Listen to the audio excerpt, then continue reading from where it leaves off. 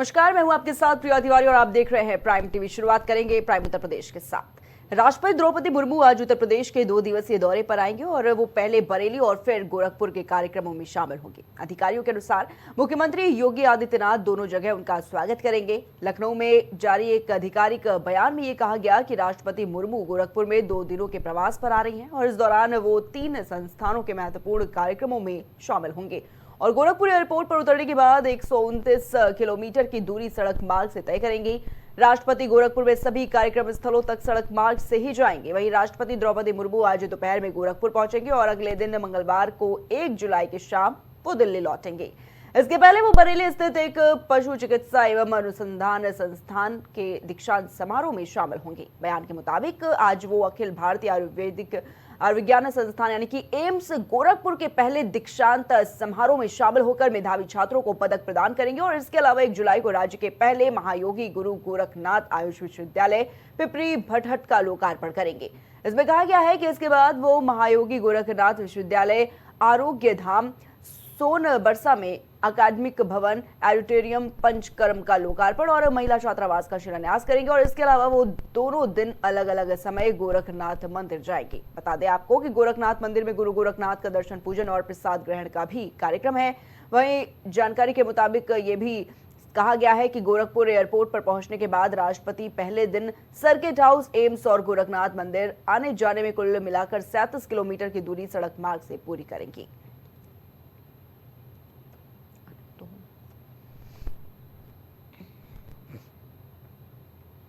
वहीं लखनऊ के Atal Bihari Vajpayee convention centre चौक में अल्पसंख्यकों का पैगाम मोदी के साथ मुसलमान और विकसित भारत का अमृतकाल सेवा, सुशासन और गरीब कल्याण विषय पर कार्यक्रम आयोजित किया गया है।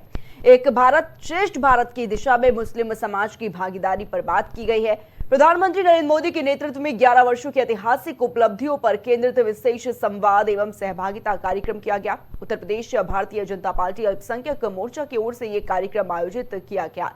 बता दें कि भारतीय जनता पार्टी के राष्ट्रीय महामंत्री तरुण चुग ने रविवार को लखनऊ में कहा कि 2014 से अब तक अपनी सरकार में प्रधानमंत्री नरेंद्र मोदी ने देश के अल्पसंख्यकों को खास तौर पर मुसलमान के जीवन को पूरी तरीके से बदल दिया है। उनका संदेश है कि मुसलमान के एक हाथ में कुरान, दूसरे में कंप्यूटर होना चाहिए।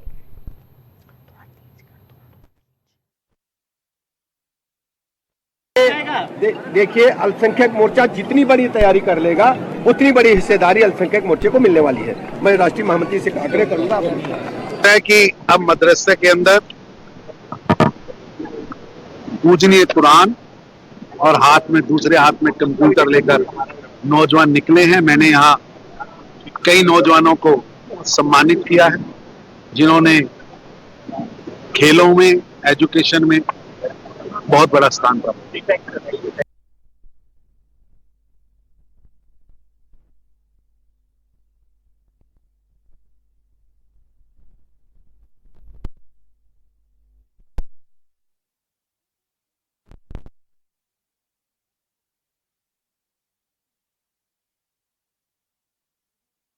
तमाम जानकारी के लिए हमारे साथ हमारे सहयोगी शहबाज फोन लाइन पर जुड़ चुके हैं। शहबाज, जिस तरीके से देखा जा रहा है पीएम मोदी एक मुसलमानों को एक बड़ा पैगाम देते नजर आ रहा है। उनका संदेश जिस तरीके से उन्होंने कहा कि मुसलमान के एक हाथ में कुरान और दूसरे में कंप्यूटर होना चाहिए। देखिए प्रिया, ये नारा जो है कहीं ना कहीं हमारे पूर्व राष्ट्रपति एपीजे अब्दुल कलाम ने कहा था और उसकी तर्ज पर ही कहीं ना कहीं बीजेपी काम करती हुई नजर आ रही है। और बीते 2 चुनाव से उत्तर प्रदेश के खास तौर पर देखा यह जा रहा है कि बीजेपी कहीं ना कहीं पसमानदा मुसलमानों को टारगेट करती हुई नजर आ रही थी कि पसमानदा समाज जो है वो उनके साथ कहीं ना कहीं आ जाए। और ये देखने को भी मिला है प्रिया कि जो मुस्लिम समाज में जो बैकवर्ड्स हैं वो कहीं ना कहीं बीजेपी से जुड़ते हुए देखे गए हैं और पिछले चुनाव में ये चीज देखने को मिली थी। और इसके साथ अगर बात करें महिलाएं, तो कहीं ना कहीं मुस्लिम महिलाएं भी बीजेपी के साथ एक जुड़ाव जो है वो देखने को मिल रहा है और मुस्लिम महिलाओं में एक अच्छी पैठ बनाते हुए बीजेपी दिखाई दे रही है। यही कारण है कि भारतीय जनता पार्टी एक बार फिर चुनाव से पहले यूपी में एक्टिव हो गई है और मुसलमानों को एक साथ लाने में जुटी हुई नजर आ रही है। क्योंकि देखिए प्रिया, मुस्लिमों की एक ठीक ठाक आबादी उत्तर प्रदेश में मानी जाती है और खासकर पश्चिम यूपी की अगर बात करेंगे तो मुस्लिम वहां पर बहुतायत हैं। वहां पर जाट और जो मुस्लिम है वो गेम चेंजर की भूमिका निभाते हुए नजर आते हैं, साफ तौर पर देखा यही जाता है। जिसके मुस्लिम जिसके जाट उसी के ठाट वाली कहावत चलती है वहां पर।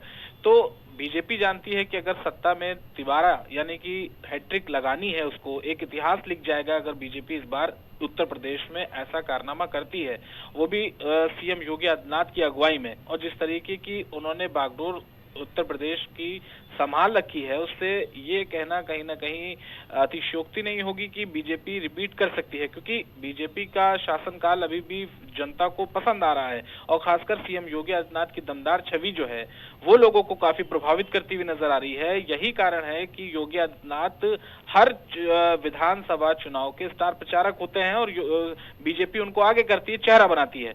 अब 1-1.5 साल का जो वक्त बचा है उससे पहले एक लामबंद करने की कोशिश है और मुसलमानों को साथ लाने की एक कोशिश है। और ये एक पहल जो है पिछले चुनाव में भी शुरू हुई थी पसमानदा को लाने की, लेकिन इस बार कहीं ना कहीं पूरी आबादी को टारगेट करती हुई भारतीय जनता पार्टी नजर आ रही है। एक उम्मीद जगी थी पिछले चुनाव में बीजेपी को कि पसमानदा समाज उसके साथ आया था, लेकिन अब जो है कहीं ना कहीं अब पूरे लॉबी को टारगेट करते हुए, पूरे समाज को टारगेट करते हुए साथ लाने की एकजुटता दिखा रही है भारतीय जनता पार्टी। जी शहबाज, लेकिन चुनाव से पहले पीएम मोदी का ये जो पैगाम है मुसलमानों के लिए, क्या लगता है आने वाले चुनाव में कितना बड़ा फायदा पहुंचाएगा? देखिए, मुस्लिम हमेशा माना ये जाता रहा है कि समाजवादी पार्टी के कोर वोटर रहे हैं और समाजवादी पार्टी के साथ जाने वाले हैं। और समाजवादी पार्टी अखिलेश यादव जो हैं, मुलायम सिंह के जमाने से कहीं न कहीं मुस्लिम और यादव उनके एक कोर वोटर थे। लेकिन बीजेपी के साथ मुसलमानों का इस बीच जो जुड़ाव है, क्योंकि अल्पसंख्यक के जो मंत्री हैं दानिश आजाद, उनको एक बड़ा चेहरे के रूप में भारतीय जनता पार्टी ने अपने जो है प्रस्तुत किया है, सामने पेश किया है, एक पहल दिखाई है। और मुस्लिमों के लिए भी कहीं ना कहीं बीजेपी एक चीजें करती चली आ रही है और जो योजनाएं चलाती है। सबसे बड़ा फर्क देखिए योजनाओं का पड़ा है, जो महिला से जुड़ी है उसके चूल्हे से जुड़ी है, क्योंकि जो उज्ज्वला योजना है या फिर प्रधानमंत्री किसान सम्मान निधि योजना है, इन सारी योजनाओं से कहीं ना कहीं मुसलमानों पर अच्छा प्रभाव भारतीय जनता पार्टी का पड़ा है। खासकर महिलाओं में ये जो है देखने को मिला है। मुस्लिम महिलाएं जो है वो भाजपा के साथ आती हुई नजर आई हैं, क्योंकि जो मदद है वो भारतीय जनता पार्टी ने सीधे खातों में देने की जो शुरुआत की थी, ये एक पहल जो है वो बीजेपी के लिए एक रामबाण साबित होता हुआ नजर आ रहा है प्रिया। और ये माना जा रहा है कि मुस्लिम जो समाज है वो कहीं ना कहीं अब बीजेपी के साथ आता हुआ दिखाई दे रहा है। इतनी बड़ी संख्या नहीं है, लेकिन हाँ थोड़ी बहुत संख्याओं में जो मुस्लिम महिलाएं हैं वो वोट करते हुए नजर आती हैं बीजेपी को। और बीजेपी को पता है ये बात, क्योंकि एक माइक्रो प्लानिंग के तहत बीजेपी बहुत ही छोटी छोटी चीजों को लेकर आगे बढ़ती है। जितनी माइक्रो प्लानिंग बीजेपी करती है शायद ही कोई अन्य पार्टियां करती होंगी।